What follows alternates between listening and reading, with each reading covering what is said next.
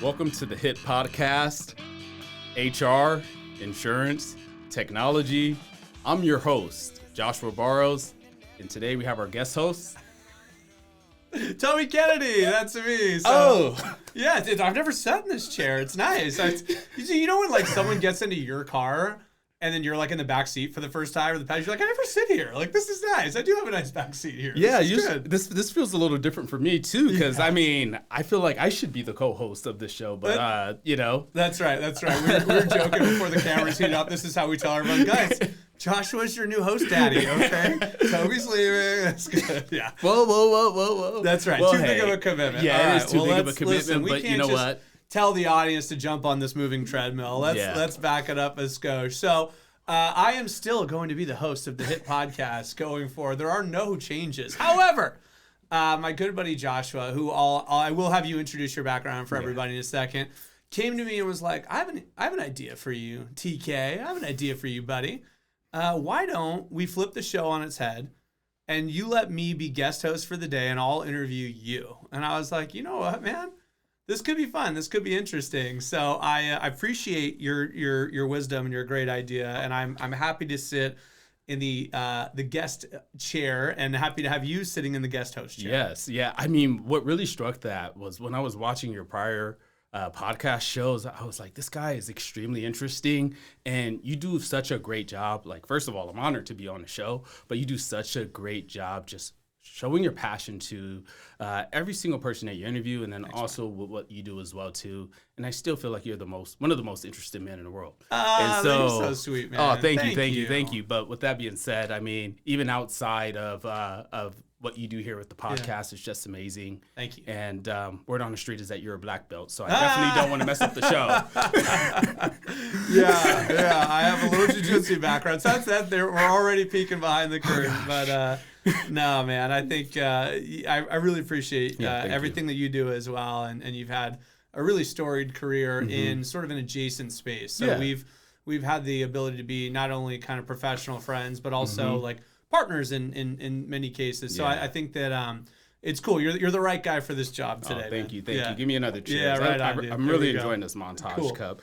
So I mean, how about I just introduce myself briefly, and then please. I want to definitely ask you some questions and dig into it, because you're a wealth of knowledge, and so we'll get into it. I'm Joshua Barrows. I have how Toby and I met. No, we did not meet in the jiu-jitsu ring at all, because I wouldn't be here today breathing. But how we met is, we met through business, right? I worked for an HCM company for about almost 6 years, and when you're in that space, partnering is extremely important. And when I mean by that is just finding great people in the HCM insurance space, the technology space, to collaborate with as we go to market. And I've been extremely interested in in what Toby and Montage and their insurance firm has been doing, and they stuck out to me amongst all the other insurance firms. And you'll hear a little bit more about that on the show today. And so I'm definitely glad to be here. So thanks for having me. Yeah, right on. Yeah, you're it's cool because I've seen you both succeed just in kind of your day job in the HCM space, but also get elevated up, right? So it's like every time anyone's got you on their team, it's like, can you run a team? Can you train? Can you keep climbing up the ladder? Which I think is always a good show of what someone brings to the table. So yeah, man, I'm here, dude. Fire away. What questions does Joshua have? Yeah, so just tell the audience a little bit more about how did you get involved in the insurance agency, and how did you become a part of Montage? Yeah, so interestingly enough, my girlfriend at the time, now wife, her mom was starting a firm out. She had, quite a bit of experience in the insurance world, and was like, hey, I'm going out on my own, and you're gonna have to go back in your Wayback Machine for this one. But it was all the way back in the early 2000s, so 2006, 2007. We started having these conversations, and so Danan founds her own firm, and it's at a time when, not too dissimilar to now, where technology is changing rapidly. So that's the rise of, computers, emails, Microsoft Suite, cloud computing, where you can do something on one device, leave and pick it up on another device. You end up getting a phone that's connected to your emails that you can take with you, right? So not just answerable at the desk anymore, right? So there's some changes in technology going on at the time. And I was a soccer guy, and I'd always played soccer and thought I was going to play soccer. And Danon, I think I was, I don't know, like the third or fourth hire, and this is 19 years ago. Yes. And, just really just loved her passion, her, insurance intelligence, her heart for service. And although it's not, I didn't have my first broker's lunch pail in third grade type of a thing. No one ever thinks they're going to do this. But soccer fizzling out, business needing to pick up, Danon giving me a chance. Yeah. And, we really worked side by side for upwards of, almost 20 years now, building where we are today, where, I think our firm's in great standing. We own the building that we're in. We've got a great future. It's just... It's one of those industries that I think most people fall into. Some people, their dad was in it, so they're in it, sort of a thing. But more often than not, you talk to people and they kind of fell into it, and that's kind of the scoop for me as well. Yeah, I love that. And you mentioned Danon a couple of times, and I walk through this office and I just see how hard and the culture that she's built here. Yeah, and it's just amazing to see that. And I can see why you followed a great leader like that. Yeah, when we're constantly getting on the best places to work list. And it's like, that's even awesome. Today, right? So we're in 2026, and a lot of companies, they don't even have an office space at all, or it's all hybrid, or, it's just, it's different. You come in here as a vendor partner, our carrier partners have come in here, and they're just like, man, it's decorated so nice. Yes. The energy's so good. The cheese so, vibrant over here. And it's just, I think that if we're going to say, we're the customer service guys, or we're the white glove, high touch, we're different. We're not cold corporate. It's nice to kind of have an office space that physically puts out what kind of verbally you say as a message. We're not some Zoom company. We're an arm around the shoulder company. Yeah. It's cool. You earlier on, you talked a little bit about some of the changes that's happening in the insurance space, right? How not only in that, but in HR and also in the technology space as well, too. You've seen that. Right. So there's been so many changes, but also, too, at the same time, when it comes down to just an insurance broker, just covering that topic there, like, what are some of the misconceptions that maybe some of your clients or the industry may have about insurance brokers as a whole? Yeah, I think honestly, and you probably saw this in the HCM space as well. I think that there's a bigger spectrum of difference than people might think, right? So, Gusto's different than ADP, who's different than Paychex, who's different than UKG, right? And even within those companies, Joshua's different than, Joe Schmo type of a thing, right? So I think that for any time you hear someone say, I don't know, broker's a broker, I'm not sure I agree with that. I think that, the way you structure your company, the types of clients you best serve, the manner in which you go about it, the insurance IQ, the heart for customer service, I think there's a bigger variation than people might think. And I think it's worth, kind of trying to see. It's almost like when you pick a college, right? It's like, I don't know. Did you want to go to a big college, or did you want to go to a smaller college? Do you want seasons? Did you want to go somewhere where there's a spring, there's snow falling, or do you want to go to Santa Barbara where it's 78 degrees 362 times a year? So what would be that variation with Montage, right? Yeah. What separates Montage from all the other insurance firms out there? What would you say that would be? I mean, to be honest with you, this is America. You can make money however you want to make money, and I don't begrudge anyone for the way that they make money. But from a structure standpoint, structures matter. And if anybody's ever worked for a company that's gone through like M&As, mergers and acquisitions, or kind of a mushing together, when you're owned by the bank or you're owned by private equity, or you have those types of masters to serve, what are the conversations you're having when no one's around, right?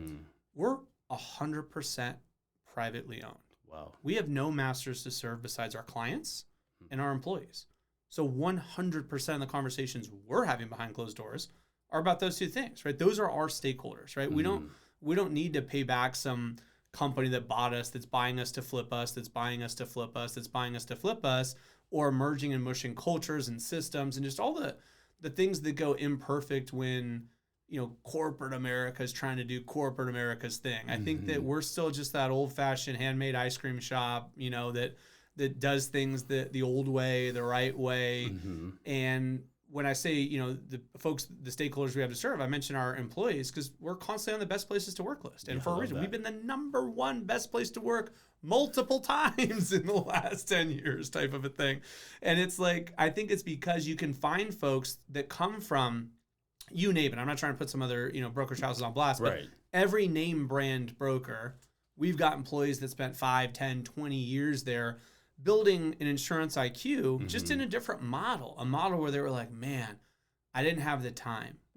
Or I was told I can't waste time on this low value thing, but it was important to me. It was important to that human being. It was a kid getting their medicine or something like that, right? But they were clocking the number of hours that I spent on a given client. And if the revenue didn't justify it, yada, yada, yada. And so I think when you're asking about differentiators, and even if we're talking to like an HR audience or an audience of folks that are looking at what they're going to do for a career or for a team or for their businesses, I think that finding out the real values, not the espoused values, not what they say is on the wall, the real values of a company and getting alignment there, that's where you land on, because the best places to work list, that's not cut a check and you're on this list. They're sending anonymous surveys to all of your employees, and if they don't like the coffee, you're going to hear about it, sort of a thing, right? And so to have the employees say, nah, I came here because I was promised they're the customer service guys, and I would be able to take my insurance knowledge and serve the heck out of my clients, and boy, do I. And so that's where you get happy employees, because they go home going, I made a difference today. My company let me make a difference today. I love that. And you heard that. If they don't like the coffee, you're going to hear for and Toby doesn't like coffee, by the way. That's it. That's all he was walking around and complaining about the coffee. He drinks tea. I do. I tried to give him an energy drink. He didn't even want it. All right. So on that topic, so what are some of the products that Montage offers? When we talk about product offerings and how you help your clients, I think that's very important to know how you serve your clients and make them happy and deliver that value to them. Yeah, I think that, again, what I try to say that we are and can be is a mix of insurance brain with good heart for service. And so that starts with getting the right plans and prices and marketing, and it, really wraps around all the various facets of customer service. Right. Okay. I love that. We were talking about earlier, and I heard it came up twice. About, especially around this time of the year, in the HCM space, you have employees and businesses preparing W-2s and have distributed those already. And then also in your world, we talked about this as well too, is the ACA reporting and producing those 1095s. Can you maybe just describe kind of how important that is around this time of the year per se, and how you're delivering service and helping your clients through that process? Yeah, so I guess I'll drill out on the question, which is that certain facets of customer service are ad hoc as they come up, and certain facets have a regular cadence, right? Your CMS filings always do. Your 5500s always do, right? And as we come up on tax time, it sometimes reminds you of some of your IRS pieces of compliance. Right. And so, your 1095, 1094, all the ACA reporting is, that's that January thing that comes up every year.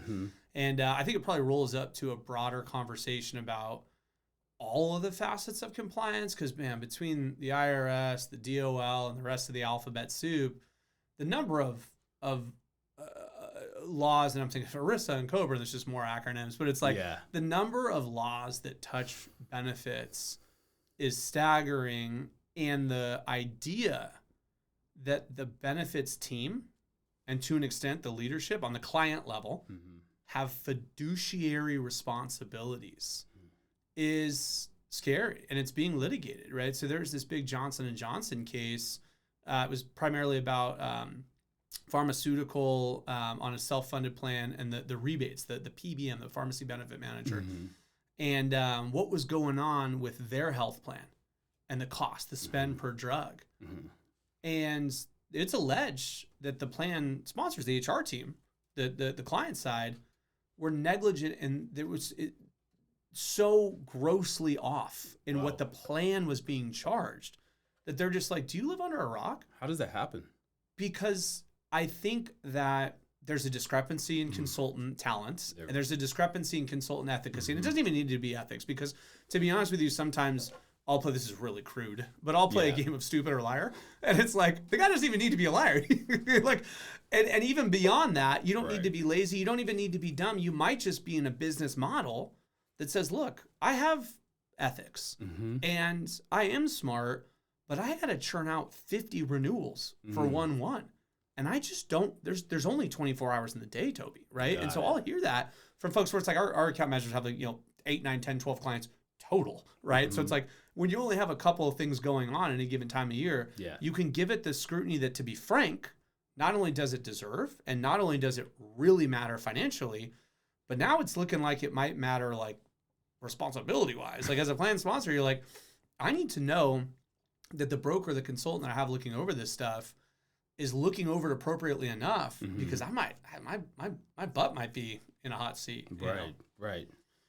I mean, you're making a lot of valid points there. I think what it all boils down to is there's just so many different moving parts when it comes down to compliance and so many different compliance checkboxes that if you're an HR manager, benefits manager, or if you're a consultant that you have to look out for, that it could be coming from either space. It could be on a client side. It could be maybe from the HCM provider. It can be from your actual broker itself. And so I love how you come in and you're just so educated on it that you can genuinely not only educate your client, but even if you're partnering with someone, just make sure that you give it a second pair of eyes to make sure that it's done properly. And I'm sure you've seen this on the HCM side, right? There's been times where I've talked to payroll vendors and they'll be for one vendor and they'll, their job is to throw the other guy under the bus, right? So my job's not necessarily to name names right here, but I've had a vendor, it's like, hey, listen, if you've got any clients with ABC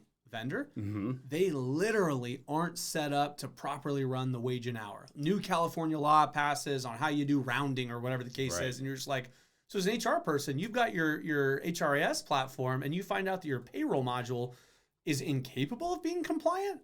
Like there's just so many, as you said, boxes to tick and things flying at you that it's like, again, I think it circles back to you really should have someone that you not only believe in their intelligence and capabilities, but also their bandwidth for you. On that note, what are you hearing in the industry right now? Are we in somewhat of a hard market, or are we in a soft market right now? And how are you handling that? It's interesting, right? So harder, soft market, you sort of like, are we talking pricing? Are we talking about getting policies? Are we talking about business moving? So I think that can have an interesting amount of definitions. And what I would say is we are at a fascinating moment where AI and the SOPs, the standard operating procedures of companies are being shifted yet again, right? So you think back a bazillion years ago when they had the way they do things and it was you fax this to Doris and Doris walks it over to here and whatever your kind of SOP is for moving information, deliverables, et cetera. Right. And then emails come.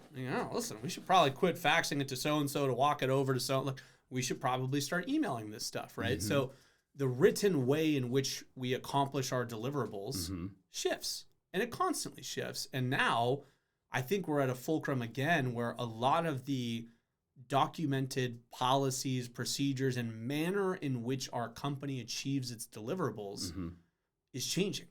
And so I think when change is in the air, right? And so does that mean that companies might be more interested in reevaluating their health insurance consultant? In a weird way, yeah. And you might think to yourself, like, I'm not sure why or how those are related. And maybe now I'm just like feeling the vibes sort of thing, right? Instead of being scientific about it. But I do think that there's probably a psychology to the idea that when organizations are in evaluation mode anyways, and they're in change mode anyways, that becomes an opportunity for them to reevaluate other partnerships as well. And maybe to say, are we doing this right? And I'll tack onto the back end of my own reply because I'm talking about things that are changing. And I'm interpreting the hard and soft market question to be that. Yeah, I'm following you. In the last 4 to 6 years, I have seen an exponential rise And I've got clients that renew almost every month, right? So I'm not just doing renewals every January once a year. We've got 2 ones, 3 ones, 5 ones, 7 ones, 10 ones. They're all over the map, right? So I am regularly sitting at the table with someone who's now engaged in their annual review of the benefits. And every time I'm in these meetings, there's an exponential rise in not only the sophistication on the client side, but the interest in raising their own sophistication. So I'll be more specific where it's like, hey, Toby, we've talked about that complicated self-funded arrangement. Right. We've talked about that rejiggering of our claims liability ownership and premium, right? Hey, I could pay an insurance company to own all the claims and just pay them a bunch of money. Easy. But am I paying them too much? What if I held liability for the claims and I paid my own claims? How much am I paying in premium and might I save, right? So when I would get insurance nerdy and wonky 5 and 7 and 10, 12 years ago, people would flirt with the idea, but more often than not, it was, you know what, let's just renew. We'll consider this next year, right? But again, I think number one, as changes in the air. Right. Number two, I think maybe AI changing tech is sort of forcing us all to raise our own bar of sophistication a little bit. Like, nobody knew how to do a Zoom meeting in 2018, 2019. It's like, Kid Joyce, can you come set this up for me? I haven't done one of those Zoom thingies, right? And now you're like, I do it 19 times a day because it's cupcake, right? Like, I raised my own technological sophistication in that matter. And so you're kind of in this mode. And then underpinning all of this is the constant rise in healthcare costs. So the product keeps getting more expensive. Change is in the air in general. Clients are being asked to be more sophisticated in general and certainly technologically. Right. And so now the appetite for more what I would describe as appropriate insurance arrangements, more financially sound, less, and I don't want to use the word lazy because there's times where clients make insurance decisions for a multitude of factors, right? Maybe you've got a union beating your door down and you literally can't change the benefits because there's other tangential ramifications. I get all that, right? But the idea that we're having serious conversations about what I would describe as, no longer insurance 101. We're getting to 200, 300, 400 level, upper graduate level insurance designs. And that's where you can really get creative. That's where I get my juices flowing because it's like, anyone can sell you the platinum PPO with Anthem and it is what it is. But can we talk about building an ecosystem, right? Where we're going to self-fund this thing completely. And we got to go find a pharmacy manager and we got to find an individual stop loss and an aggregate stop loss, or maybe not, or maybe we need to find a captive to help us get to that, to get better limits. And maybe within that, we got to find some point solutions because we've got diabetes issues, but not musculoskeletal issues, or we've got pharma sourcing issues. So you have the opportunity, I think, to peel back the wrapper more in ways that I think is fun. I like that. Just being able to be more creative. And as you mentioned, more the sophistication of some of your clients, right? Some of the terminology that you've probably communicated in the past with your clients, probably just, they didn't understand it. They didn't know how to interpret it. But now they can take that information, plug it in AI and get more of a deeper understanding of how you're communicating that information or maybe they even did understand it and they were tracking, but it wasn't right for their organization, or they're worried their employees wouldn't track, or they're worried X, Y, and Z other reason, right? Even if they were completely following everything we were saying, it wasn't the right time. And now it seems like it's more the right time.